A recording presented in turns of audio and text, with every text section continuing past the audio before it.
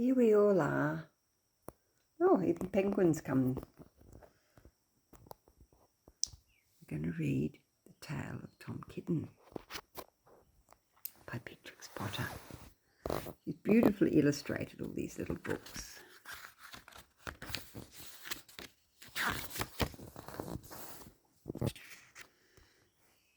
Here's Mrs. Tiggy Winkle, Jemima Puddle Duck. Where's Peter Rabbit? Peter Rabbit's over there. The Flopsy Bunnies. Benjamin. Tom Kitten. Yes, there's Squirrel Nutkin and old Jeremy Fisher. We're going to read about Tom Kitten this morning. There he is. The Tale of Tom Kitten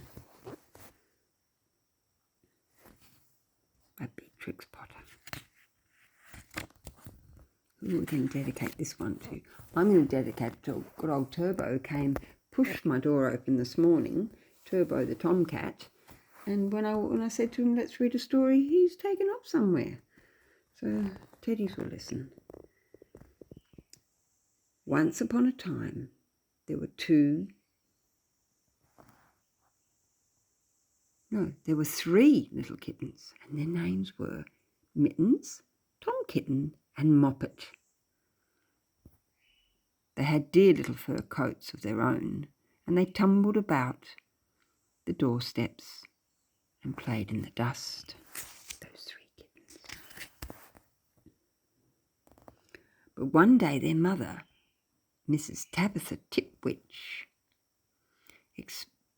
Twitchit, expected friends to tea. So she fetched the kittens indoors to wash and dress them before the fine company arrived. First, she scrubbed their faces. This one is Moppet.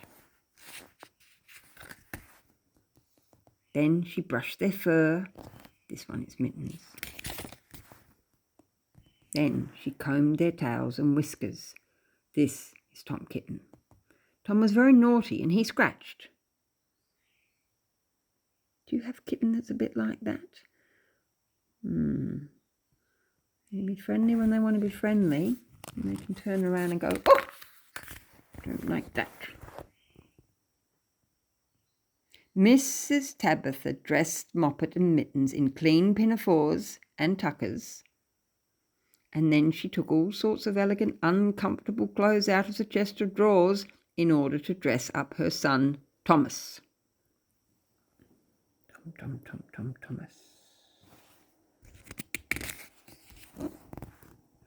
Tom Kitten was very fat, and he'd grown. Several buttons burst off. His mother sewed them on again. Oh dear, doesn't look very comfortable, does it? When the three kittens were ready, Mrs. Tabitha unwisely turned them out into the garden to be out of the way while she made hot buttered toast. Now keep your frocks clean, children. You must walk on your hind legs. Keep away from the dirty ash pit and from Sally Henny Penny and from the pigsty and the puddle ducks.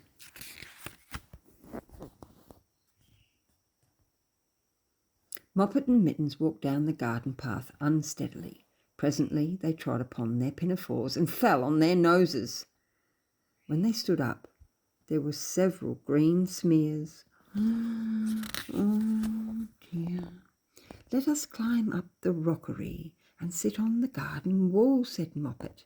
They turned their pinafores back to front and went up with a skip and a jump. Moppet's white tucker fell down onto the road. Oh, I shouldn't think I'd let my little ones go out into the garden after I'd dressed them all up. Do you? It's a bit of a hard ask, really, isn't it, to keep everything clean? Tom Kitten was quiet, unable to jump. When walking upon his hind legs in trousers, he came up to the rockery by degrees, breaking the ferns and shedding buttons left and right. Oh, he's worse than Peter Rabbit, isn't he? He was all in pieces when he reached the top of the wall. Moppet and Mittens tried to pull him together in his hat, but his hat fell off and the rest of his buttons burst. Oh, dear me. While they were in difficulties, there was a pit, paddle, pat, pat, and the 3 puddle ducks came along the hard, high road, marching one behind the other and doing the goose step. Pit, pat, paddle, pat, pit, pat, waddle, pat.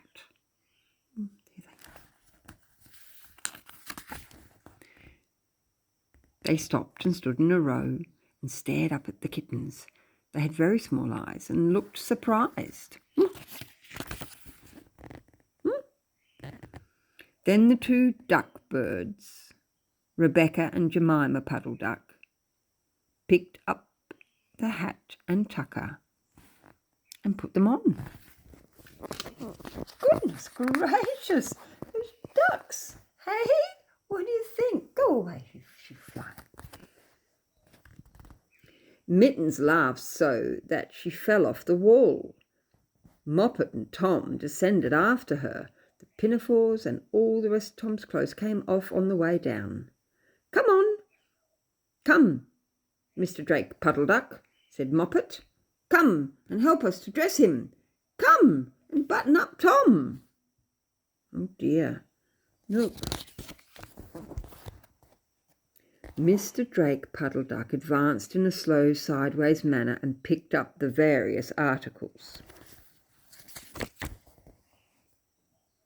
But he put them on himself.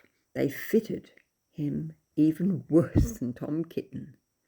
It's a very fine morning, said Mr. Drake Puddle Duck.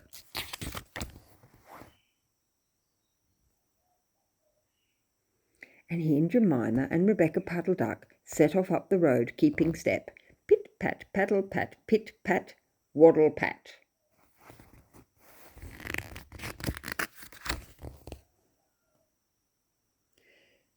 Then Tabitha Titwitch came down the garden and found her kittens on the wall with no clothes on.